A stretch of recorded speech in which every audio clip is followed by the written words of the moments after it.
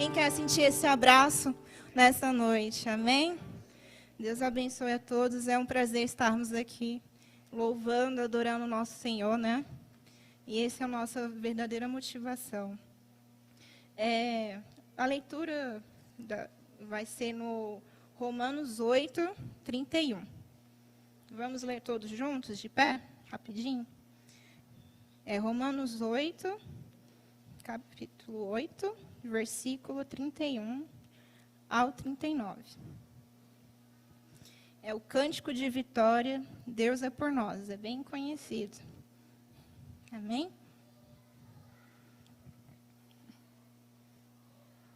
Então, Romanos 8, capítulo 8, versículo 31 diz: Que diremos, pois, a estas coisas? Se Deus é por nós, quem será contra nós? Aquele que nem mesmo a seu próprio filho poupou, antes o entregou por todos nós. Como nós, não dará também com ele todas as coisas? Quem tentará acusação contra os escolhidos de Deus? E quem é Deus quem justifica? Quem os condenará? Pois é Cristo quem morreu, ou antes, quem ressuscitou dentre os mortos, o qual está à direita de Deus e também intercede por nós. 35. Quem nos separará do amor de Cristo? A tribulação, a angústia, a perseguição, ou a fome, ou a nudez, ou o perigo, ou a espada. Como está escrito, por amor de ti, somos entregues à morte todo dia, fomos reputados como ovelhas para o matadouro.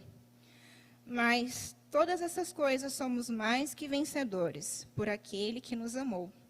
Porque estou certo de que nem a morte, nem a vida, nem os anjos, nem os principados, nem as potestades, nem o presente, nem o porvir, nem a altura, nem a profundidade, nem alguma outra criatura nos poderá separar do amor de Cristo, do amor de Deus, que está em Cristo Jesus, o nosso Senhor. Amém? Vamos orar? Senhor Deus e meu Pai, te louvo, Senhor Deus, por esta palavra. Essa palavra, Senhor Deus, que é riquíssima. Essa palavra, Senhor Deus, que traz vida. Eu creio, Senhor Deus, no poder da palavra.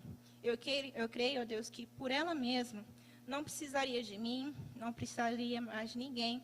Apenas a Tua palavra e Teu Santo Espírito, ó Deus, faria a obra completa aqui neste lugar. Apenas pela sua leitura. Mas, ó Senhor Deus, se o Senhor quiser assim me usar para levar essa Tua palavra a Teus filhos, que o Senhor possa, Senhor Deus, achar em mim um coração, Senhor Deus, prudente, de adoração, temeroso, ó Pai, que possa trazer a Tua palavra de forma assim que um Senhor que queira, Senhor Deus. Eu sei, ó Pai, que nada sou. Sei, ó Pai, que estou ainda caminhando, Senhor Deus, engateando para a Tua presença. Mas eu te peço, Senhor Deus, que o Senhor venha me cobrir, venha cobrir, Senhor Deus, a Tua igreja, para que todos possam entender que o Teu Espírito Santo, ó Pai, possa, Senhor Deus, completar a obra no coração de cada um. Em nome de Jesus. Amém. Então, a gente acabou de ler aqui a cartas dos Romanos, no capítulo 8, né?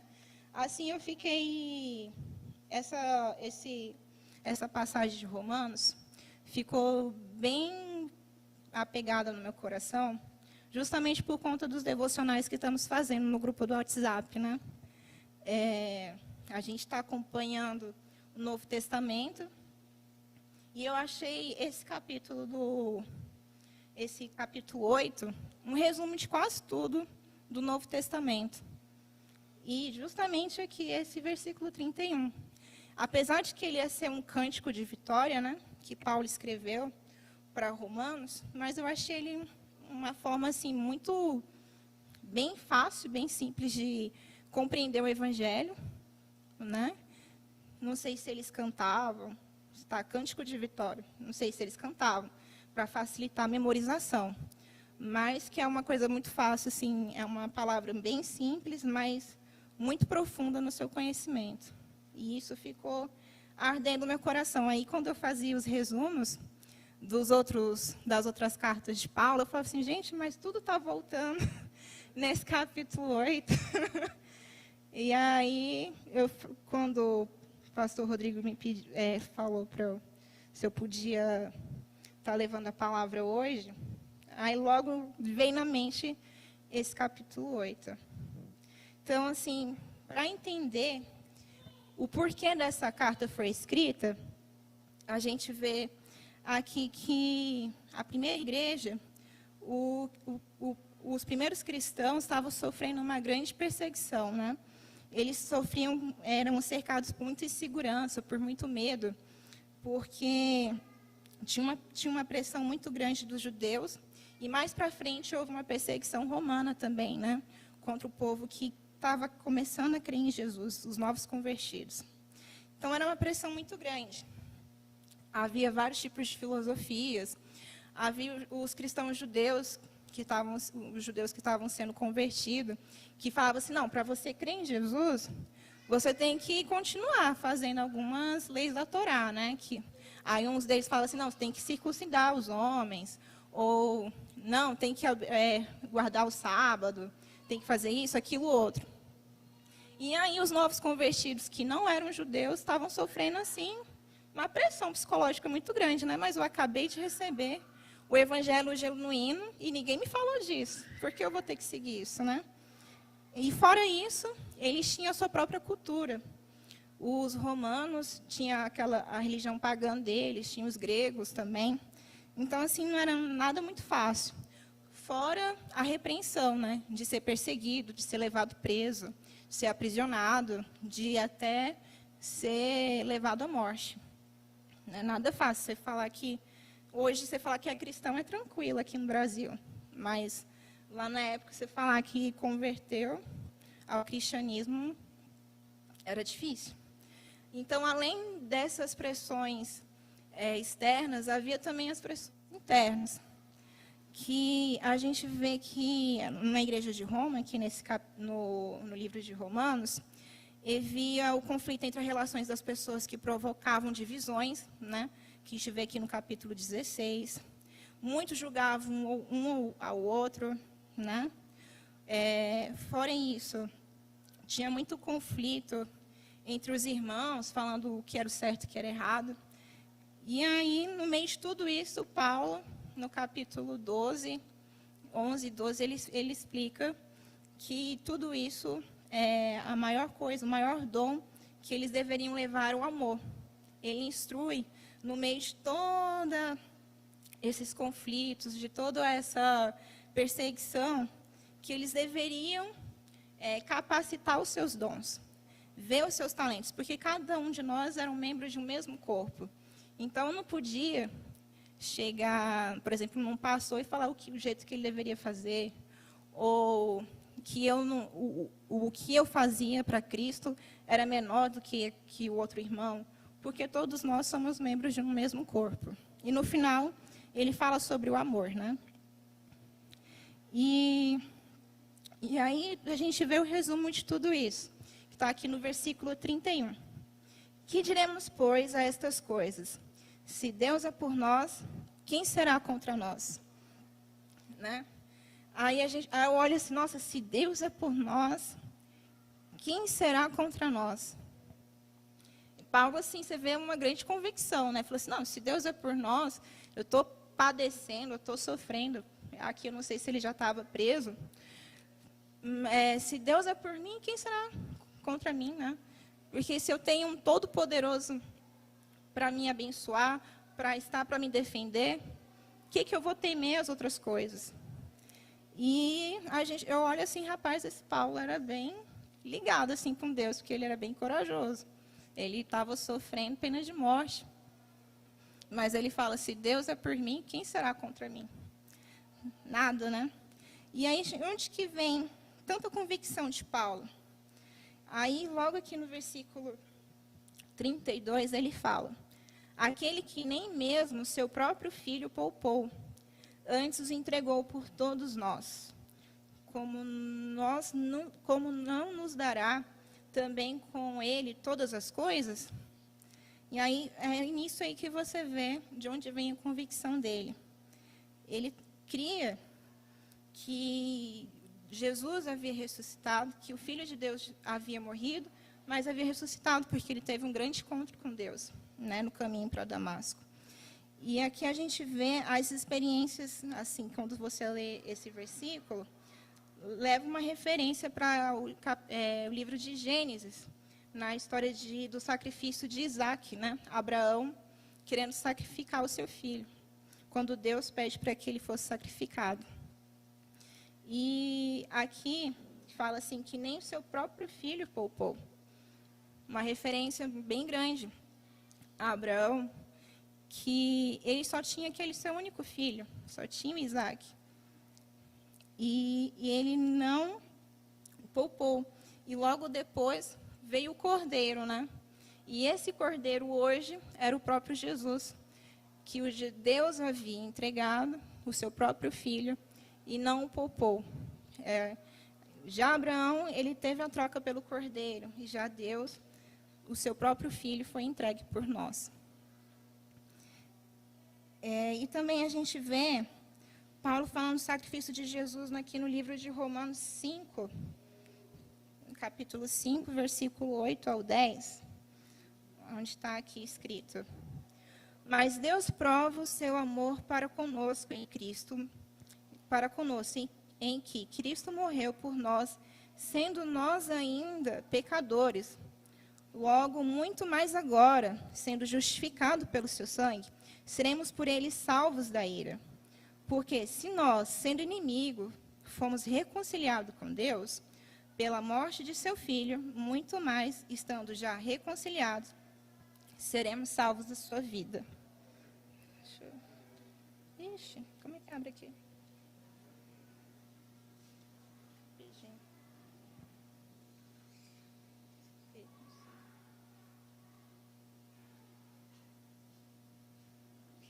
Amém. Então, assim, uma dessas convicções que eu falei foi de Isaac e aqui de próprio Jesus, que ele havia morrido por nós e já havia nos justificado já quando estávamos em pecado. Imagine agora que a gente estava justificado. Então, se a gente estava sofrendo, padecendo, se Jesus já foi por nós no nosso pecado, imagine agora que estamos justificados. Né? Por isso que vinha essa convicção tão forte nele, de que se Deus é por nós, quem será contra nós? Se os olhos de Deus já estavam sobre nós, antes mesmo, quando a gente já nem era justificado pelo seu Filho. E aqui Paulo usa a expressão no versículo 33, no capítulo 8. Quem tentará acusação contra escolhidos de Deus? E se é Deus quem o justifica? Aqui já vemos uma referência de Isaías 50, né? Aqui Isaías 50, versículos 7 ao 9. Aqui. Vou ler rapidinho. Do 7 ao 9, fala assim: Perto está o que me justifica. Quem contentará comigo? Compareceremos juntamente. Quem é meu adversário? Cheguem-se para mim. Eis que o Senhor Jeová me ajuda, quem há que me condene? Eis que todos eles, como vestes, se envelheceram e as traças o comeram. Então, já aqui em Isaías, a gente vê essa predição de justificação. Antes mesmo, já no pecado, aqui em Isaías, Jesus não havia nem morrido por nós. Ele já tem essa ousadia de falar: se Deus é por nós, quem será contra nós? Né? Vou voltar aqui ao capítulo 8 de Romanos.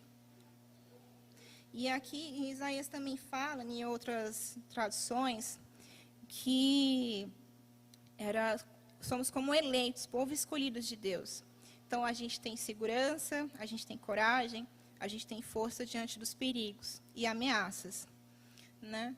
Então, só lendo esses primeiros versículos, diante de todas essas coisas, diante de todo esse mal, diante deste mundo, diante dessa pandemia, diante das nossas dificuldades, das nossas fraquezas, dos nossos pecados, quem vai nos condenar? Né? Mesmo a gente sendo falho, aqui não tem nenhum santo, aqui estamos no caminho da santidade, né? Estamos sendo imitadores de Deus. E sofremos, às vezes, até com nós mesmos, nossos pensamentos. Achamos que não somos merecedores da glória de Deus, né? Às vezes a gente peca no nosso próprio pensamento, a gente pensa no que é certo, e aí a gente fala, meu Deus, estou condenado, o que vai ser da minha vida? Eu estou aqui na sua casa, mas eu não sinto essa salvação. Se o povo romano sofreu perseguição, se a primeira igreja sofreu perseguição, e o Senhor o guardou, e a mim, o Senhor também irá me guardar, o Senhor também irá me salvar, né? Aí, Paulo dá essa injeção de ânimo, eu vejo aqui como uma força mesmo, um cântico de vitória, falando assim, não se desanime, Deus é por nós. Não se desanime, porque Deus, Ele era quem era por te condenar e Ele não te condenou. Não se desanime, porque Cristo é por nós. Ele morreu por nós. Então, vamos continuar perseverantes. Aí, eu faço essa pregação e falo para vocês, irmãos, não se desanime, porque Deus é com vocês. Não desanime no meio da perseguição, porque não há nada que pode nos condenar, nem os nossos próprios pecados, nem as nossas próprias transgressões. E aí, a gente podia sair daqui muito feliz, né? Falar assim, nossa, que bênção. A irmã Maísa leu aqui em Romanos, uma palavra de fé, de coragem. Agora, sim, eu vou voltar para casa muito mais tranquila, muito mais sossegada, porque Deus é por mim. Não há nada que pode me afligir, não há perseguição, não há luta, não há morte, né? Não há ameaça de morte, não há nada, não há doença, porque Deus é comigo, né? Seria muito simples, né? Eu chegar aqui e falar assim, irmãos, se animem, fiquem assim, não. Só que não é bem assim, né? Não é tão fácil, tão tranquilo. Eu vejo, assim, experiência própria. Às vezes eu estou aqui sentado ouvindo a pregação e falo assim, nossa, mas que palavra poderosa, mas que palavra forte, tocou meu coração, fui tocado. A partir de hoje, minha vida não é a mesma, né? Com palavras essas assim encorajadoras. Eu queria ser uma pregadora assim de injetar ânimo e de falar que você pode tudo é possível aquele que crê. Mas ainda não cheguei lá. Mas aí por experiência minha mesmo. Aí chega em casa, você chega, comenta da pregação, acha tudo maravilhoso. E aí vem um outro dia, vem segunda-feira, vem a terça, vem a semana, no cotidiano. Aí eu fico pensando, onde foi parar aquela pregação que eu ouvi, né? Aquela injeção de ânimo, aquele desejo pulsante por conhecer mais de Deus. Falei assim, nossa, o irmão pregou com tanta ousadia, eu também queria ser assim, inteligente, assim, ou queria também ter um dom de fala dessa forma. Quero aprender também mais de Deus. Mas o cotidiano, a rotina, vai te puxando, vai te sugando. Quando você vê, você nem lembra mais que foi pregado no domingo passado, nem na segunda. Aí, parece um exemplo assim, igual de professor dando aula. Aí está dando aula, fala bem assim, olha, assim, assim, assim, assado. Aí você fala assim, nossa, mas é muito fácil, eu vou arrasar. Aí chega na hora de chegar em casa para fazer o dever de casa. E agora? Não sei fazer. Porque estava mais fácil com o professor lá do lado, né? Estava mais fácil lá naquela hora. Só que na hora de fazer sozinho, a gente não consegue. Aí, eu te pergunto, mas seria bom, né? Se a gente tivesse, por exemplo, um professor do seu lado, por exemplo. Eu sou arquiteto. Aí nossa, eu esqueci como é que eu faço para dimensionar a quantidade de iluminação que deve ter nesse ambiente para não ficar escuro, para não gerar sombra. Seria tão bom tivesse um professor aqui de iluminação aqui do meu lado, ou, nossa, eu queria saber a acústica dali para cá, como eu faço o isolamento certo, queria ter um aparelho, queria ter isso, aquilo, aquilo outro. Se eu tivesse um professor com aquele equipamento, eu conseguiria, mas sozinho, não consigo.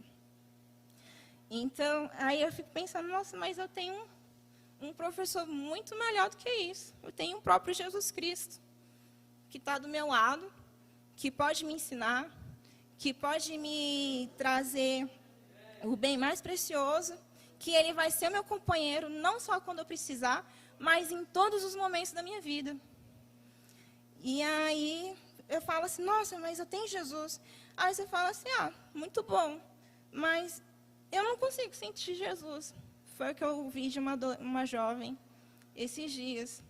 Ela falou assim, mas quanto mais eu oro, mais eu desejo, eu não consigo sentir Jesus. Por que eu não sinto a presença dele? Porque aquilo dali não é real. Porque eu não tenho esse sentimento de vitória. Porque eu não tenho aquela sensação, aquele sentimento bom de ter Jesus ao meu lado todos os dias, quando eu precisar, ou todas as horas, assim que eu acordar, assim que eu levantar, no meu trabalho, sentindo Jesus assim, forte, como se fosse uma pessoa do meu lado, né?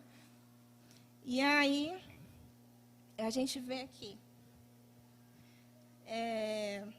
Paulo, ele passou por tudo isso, né? Que eu comentei, mais um pouco, que eu resumi bastante. Mas como é que ele passou por tudo isso? Foi isso que eu falei para essa adolescente. Eu não respondi ela, eu deixei uma pergunta. Eu falei bem assim, quando os grandes heróis da Bíblia, aqueles que a gente deveria estar seguindo, eles pecavam, eles erravam, eles queriam ter a presença de Deus. O que eles faziam?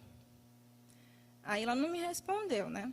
Mas a resposta estaria que quando ele se sente assim afastado de Deus, longe pelos seus pecados, por exemplo, Davi, quando ele pecou, adulterou, tal, matou lá o Urias, o que foi a primeira coisa que ele fez, né? Foi o arrependimento. Foi ele chegar a Deus de coração quebrantado e se arrepender e falar assim, Deus, somente a ti pequei. E ele se arrependeu e se ajoelhou e jejuou pelo seu filho, né? E ele quis se aproximar de Deus. E ele desenvolveu o quê? Um relacionamento com Deus, né? Então, assim, existe uma busca para Jesus. Então, assim, neste momento eu quero fazer assim, uma reflexão de como está o nosso relacionamento com Deus, né? Que a gente lendo aqui parece muito fácil, assim, nossa, ele buscou a Deus, Deus veio até ele e o abençoou. Parece ser simples, né? Mas quando a gente vai fazer, não acontece, você ora, ora, ora. Você não sente, você ora, ora, ora e não vê nada acontecendo, né? Então vamos fazer uma reflexão de como está o nosso relacionamento com Deus. Primeiro eu pergunto assim, você sabe por que você está aqui na igreja? Primeira coisa, porque você está aqui, a gente chegou, cumprimentou os irmãos, louvou, orou a Deus, né? A gente ora, pede a Deus respostas sobre alguns assuntos da nossa vida. Aí no final do culto a gente quer falar com alguns pastores para pedir para orar por nós. Mas qual o verdadeiro significado da gente estar aqui juntos, né? Aí você vai falar assim, não, estou aqui para adorar a Deus. Tá certinho, aqui para adorar a Deus. Aí, durante a sua vida, como é que está sendo o seu relacionamento? Cadê? Aí, durante a sua vida, a gente volta à vida normal. E essa relação com o que você sente aqui na igreja continua no seu cotidiano? Você sente essa mesma coisa, essa mesma presença que você sente aqui na sua vida? Aí é que eu pergunto, e como está o nosso relacionamento com Deus? Como é que está a sua oração? Aí você fala assim, não, eu oro a Deus todos os dias. Mas, assim, às vezes eu oro bem corrido, tenho a vida, um cotidiano bem apressado. Aí eu oro no pensamento mesmo. Eu também, até eu falava isso, não, eu oro no pensamento.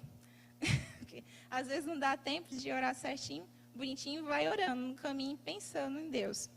Aí eu já sei por experiência própria que é assim, você começa a orar, Senhor meu Deus, muito obrigado por esse dia, aí vai fazendo as coisas.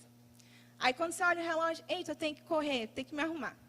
Aí vai se arrumar. Aí a oração que você estava fazendo na mente já se perdeu com as coisas do dia a dia, do que você vai vestir, como é que você vai sair, como é que você vai se arrumar. Aí você lembra, né? Está orando. Aí ora, Deus abençoe, me proteja, me livra disso, me livra daquilo outro. E lembra, por exemplo, que tem que fazer a comida do café, tem que tirar a carne para descongelar para fazer o almoço. E já se foi a oração, né? Não teve aquele momento dedicado de intimidade com Deus. Você foi orando na mente, foi tentando falar com Deus. E a oração foi se perdendo durante o dia. Aí vem a leitura bíblica, que é outras formas de relacionamento com Deus. Como é que está a leitura bíblica nossa? Aí você fala assim, não, eu escuto todos os dias o resumo devocional. Aí escuta, aí eu não sei se a pessoa lê, mas escutar já é bom, né? Ou outras pessoas falam assim, não, eu vejo todo dia pregação no YouTube. Aquelas pregaçãozinhas rápidas, aquelas longas, boto no fone de ouvido e vou ouvindo. Ou tem gente que fala que tem os adolescentes que é mais fácil ainda. Pega o status, já fiz isso também. Você pega o status, aí tem sempre o irmãozinho da igreja que coloca uns versículos da Bíblia, né? Aí, ó, leitura bíblica em dia. Estou lendo os versículos aqui solto. E aí você jura que está um cristão perfeito. Está orando na mente, está lendo a Bíblia tranquilamente. Aí eu te pergunto, essas atitudes, daria para ter uma intimidade, um relacionamento real com alguma pessoa? Por exemplo, assim, você quer fazer muita amizade. Por exemplo, quero fazer muita amizade com o pastor Clécio. Mas eu só conheço o pastor Clécio pelo Instagram. E o pastor Clécio está bem aqui no ar. Aí, não, mas eu quero ser muito amigo do pastor Clécio. Olha os vídeos dele aqui, olha o que ele posta.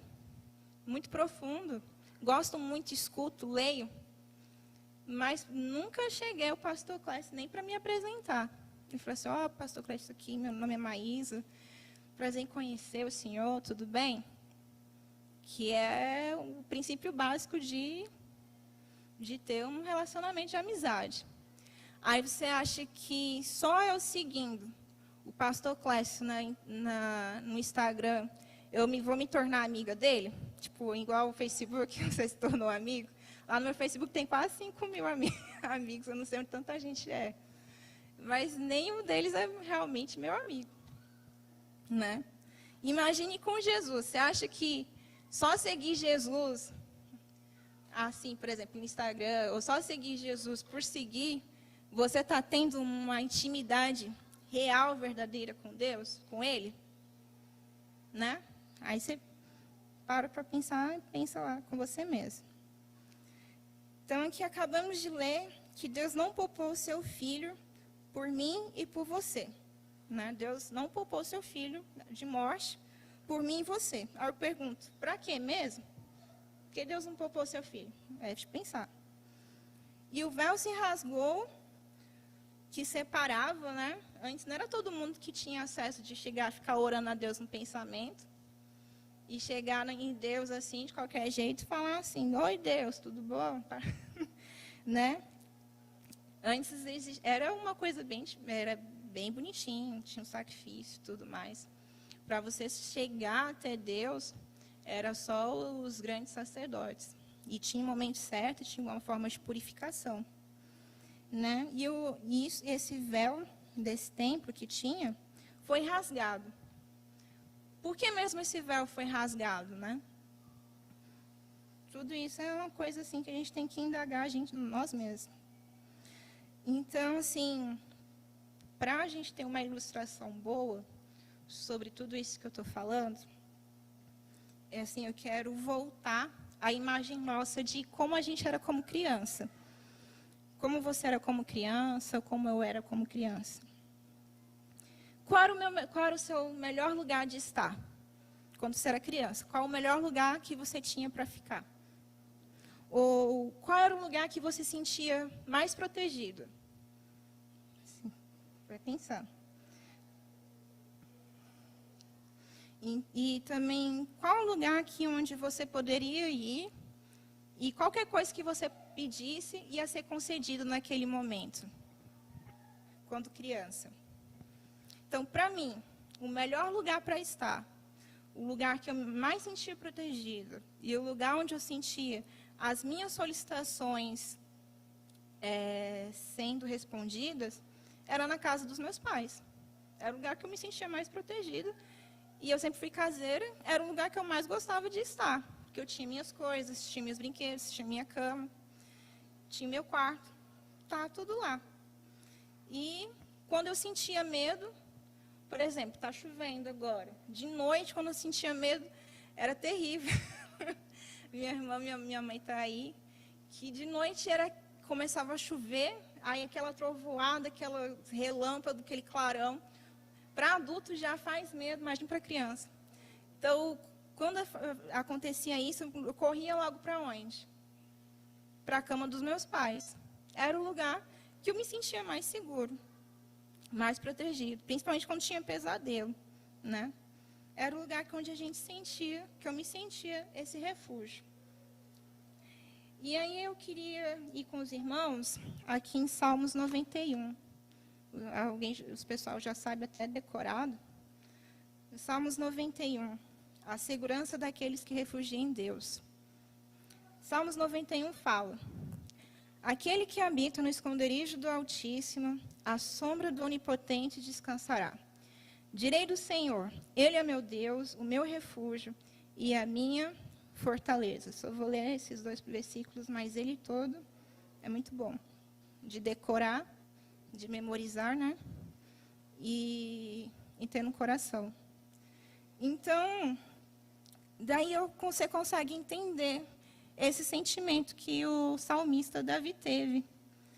Que aquele que habita no esconderijo do Altíssimo, à sombra do Onipotente descansará. Isso é muito bonito. Se você for ver a real sensação que o salmista teve, é muito forte, né? Que ele se sentia seguro com Deus. E qual é o sentimento que a gente sentiu assim tão forte assim aqui na Terra? Quando foi que a gente sentiu esse seguro, esse lugar do Altíssimo, esse lugar de mais proteção, né? Com essa mentalidade de criança que eu estava falando com os irmãos, de ter. O lugar mais seguro é estar junto com os pais, né? Era o lugar onde a gente se sentia mais protegido. Se a gente era uma criança indefesa, o lugar mais perto assim que a gente sentia o calor, o refúgio, a fortaleza e a segurança era junto com os pais.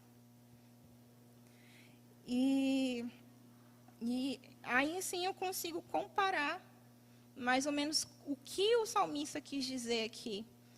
Qual era a sensação que ele sentia de estar refugiado nos braços de Deus. Aí eu pergunto, quando eu sinto medo, eu corro para os meus pais. Quando eu preciso de alguma coisa, uma criança corre para o seu pai.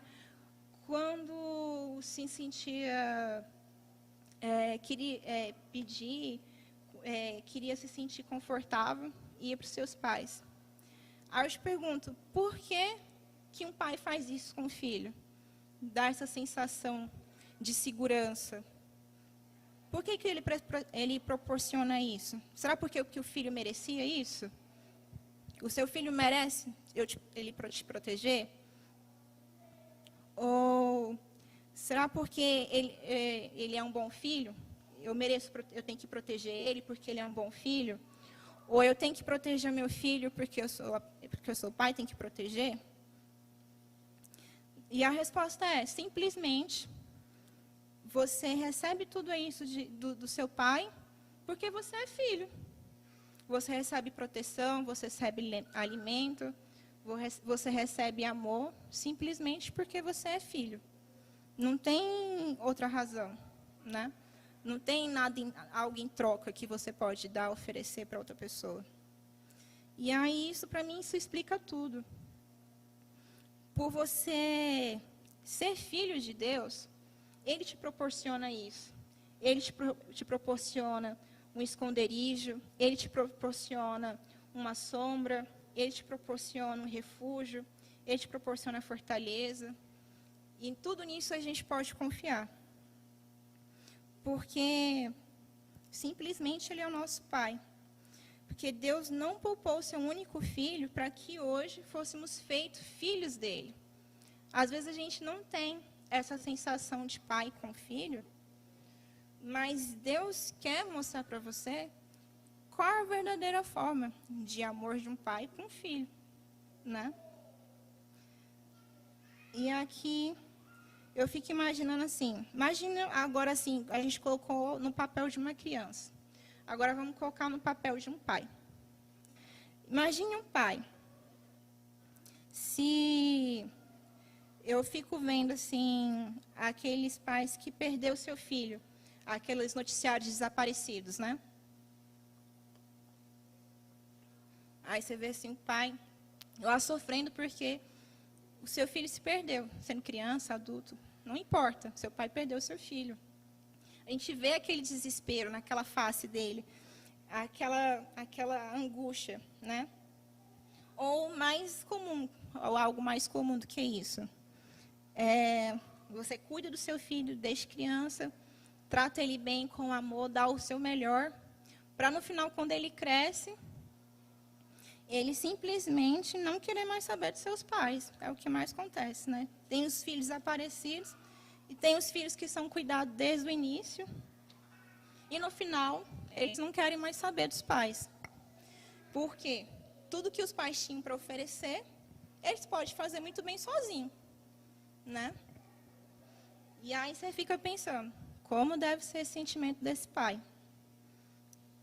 Agora, a gente já coloca no plano de Deus. Imagine Deus que traçou todo um plano, desde a fundação dos séculos, para que hoje, eu e vocês fôssemos filhos dele. Para que hoje tivéssemos a vida eterna. Que ele rasgou o véu que separava o lugar santo dos santíssimos. Para que eu e você pudesse adorar ele em qualquer lugar. E aí, hoje ele fez isso tudo por você, para que hoje a gente não tivesse nem um pinguinho de intimidade com ele. Né? Eu fico assim, imaginando assim, como deve ser triste para um pai que traçou a sua vida toda, planejou. E aí, no final, você não quer nem saber de você. Não está nem aí, não quer nem... fala assim, não, eu gosto do meu pai. Mas você não tem uma intimidade grande, né? E aí, Deus, Ele é aquele pai que, mesmo sabendo dos nossos erros, dos nossos pecados, da nossa ingratidão, Ele não nos condena. Ele mesmo que nos justificou. Né? E se alguém quisesse nos acusar, por exemplo, assim, Deus não nos condena, mas pode vir aquele que nos condena. E se ele nos condenar, nada disso faz efeito, porque ele mesmo nos justifica. Né? Então, assim, nada nos poderia nos atingir. Porque a morte do próprio Filho dele, o próprio Cristo, salvou e nos intercede por nós, como está aqui no capítulo 8. Que o seu próprio Filho morreu e ele mesmo que intercede por nós. Aí eu fico pensando, como fugir de tamanho amor? Como fugir, como não querer esse amor de Deus para nós? Né? Porque Deus era o único que podia nos condenar. Ele era o único justo, né, que podia nos condenar à perdição total. Mas Ele mesmo nos espera de braços abertos. Né? E ele só está ali esperando a gente cair a ficha de ver a nossa a verdadeira situação de como estamos. Isso é igual aconteceu com o filho pródigo, né? A gente sabe a história lá em Lucas 15. E aí, no final, a gente vê que o filho pródigo, ele cai em si. Ele vê a sua verdadeira situação.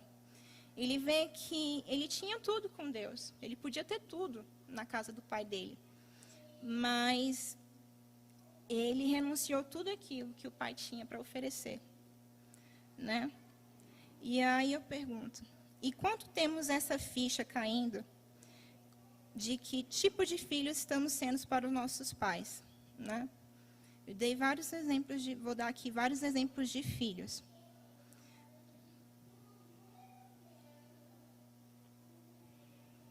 Que tipo de filho estamos sendo para o nosso pai?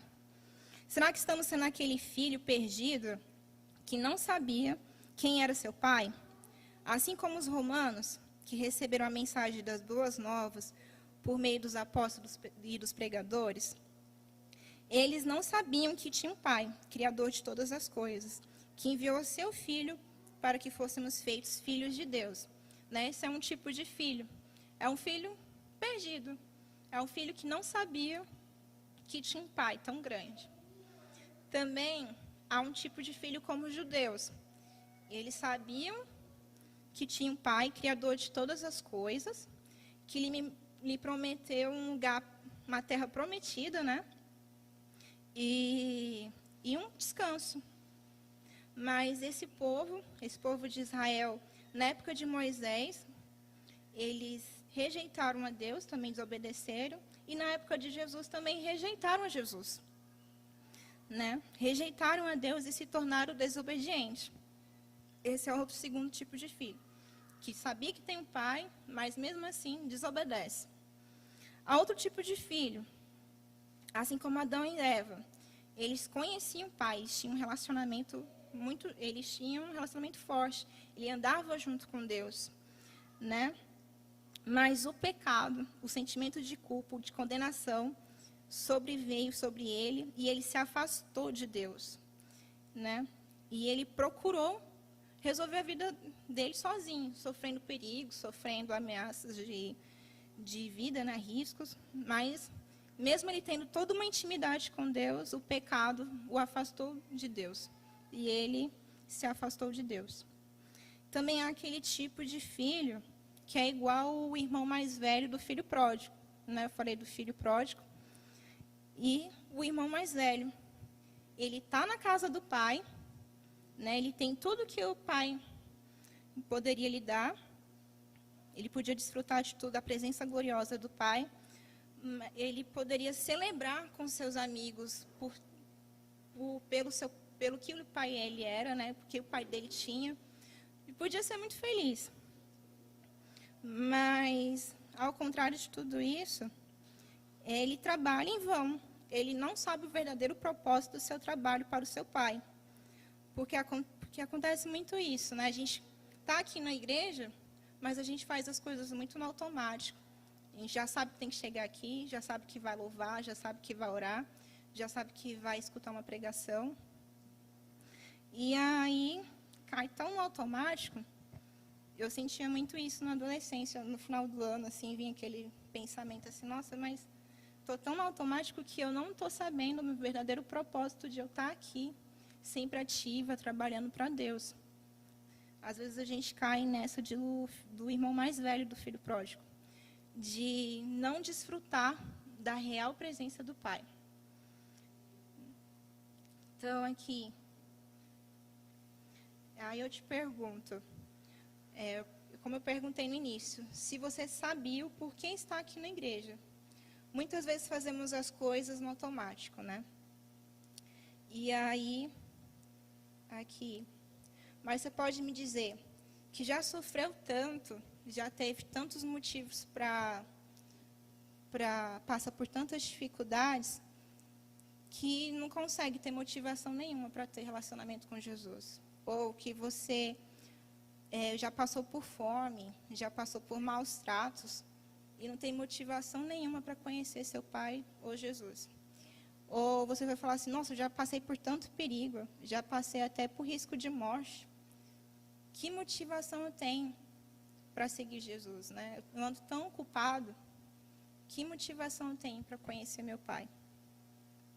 Né? Porque era isso mesmo que os cristãos da época de Paulo estavam enfrentando. Eles acabaram de conhecer a Deus, mas começaram a passar por perseguições, eles eram abatidos, eles eram aprisionados, eles eram mortos, né? E ficavam perdidos. Ainda não eram condenados, porque os filhos mais velhos, né, os fariseus, os sacerdotes, afirmavam que eles não estavam adorando ao Pai de uma forma verdadeira. Então, assim, a gente pode comparar o que o povo de Romanos estava sentindo com o que a gente está sentindo agora, né? É muita aflição, é muita angústia. Por que eu vou querer conhecer o meu Pai? Por que eu vou querer conhecer Jesus? Aí eu falo assim, eu acho que era mais difícil antes, assim, não dá para comparar também. Que eles sofriam grande repreensão, mas hoje a gente sofre uma pressão que são, às vezes, que é o nosso cotidiano, é a nossa vida sofrida, às vezes as redes sociais que nos afastam de Deus, os pensamentos errôneos. Tudo isso procura nos afastar do grande amor de Deus. Mas nada disso prosperará, porque acabamos de ler no início de Romanos 8 que não existe nada que nos separe do amor de Deus. Aqui no capítulo 38, porque estou certo de que nem a morte, nem a vida, nem os anjos, nem principados, nem a potestade, nem o presente, nem o porvir, nem a altura, nem a profundidade, nem alguma outra criatura nos poderá nos separar do amor de Deus que está em Cristo Jesus. Então não há nada, meu irmão, não há nada que você sofreu, não há nada que você passou. Você pode estar perdido, você pode ter sido um filho perdido que não conhecia o seu pai, ou você era um filho que desobedeceu, ou você foi um filho muito sofrido, né? Você não teve aquele amor de pai. Mas Deus hoje, Ele chama de braços abertos. Ele quer ter essa intimidade real, né? Por isso que a gente fala assim, nossa, mas eu queria ver sentido. Eu queria sentir Jesus no meu dia a dia. Então vamos buscar ter esse relacionamento com o Pai. Assim como uma criança que é totalmente dependente do seu pai, a gente necessita ser totalmente dependente de Cristo, de Deus. A gente precisa conhecer mais o nosso Pai.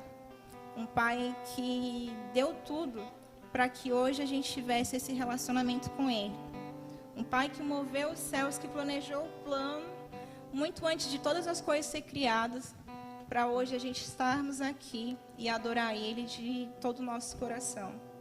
Para hoje a gente fazer diferença e encontrar outros filhos que estão perdidos e falar bem assim, olha, você tem pai, você está passando essa situação, mas você tem pai, você não está abandonado. Você está passando por isso, mas eu conheço um que está do seu lado o tempo todo e você não conhece. Você tem uma pessoa do seu lado e você não o sente.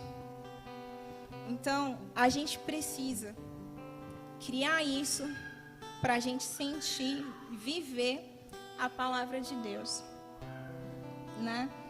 Então, assim, hoje a gente tem a oportunidade de vir aqui e ser feitos filhos de Deus, aceitar essa condição, viver uma vida totalmente diferente, né? Porque olha para esse mundo lá fora, a gente sai daqui, a gente tem notícias de pandemia, risco de morte, de doença, né? A gente vê a política, os tribunais, as ações malignas acontecendo. A gente não tem esperança nenhuma neste mundo. Não há esperança. É como se fosse um grande pesadelo. Que quando a gente corre para os braços dos nossos pais, quando a gente corre para a cama do nosso pai, aí a gente sente o refúgio. Aí a gente sente que é amado e aí a gente sente confiança de que nosso Pai, que não há nada contra nós, que Ele irá nos proteger, que Ele entregou tudo e que não há nada que nos separará desse grande amor de Deus. E é essa palavra que eu tenho hoje para vocês, de que é necessário ter um relacionamento real com Deus. Por isso que a gente fala para os jovens, adolescentes, tem que ler a Bíblia, tem que orar. Mas o motivo de tudo isso é justamente isso. É você conhecer o seu Pai. É você sentir amado. Você sentir esse amor e passar esse amor. Amém?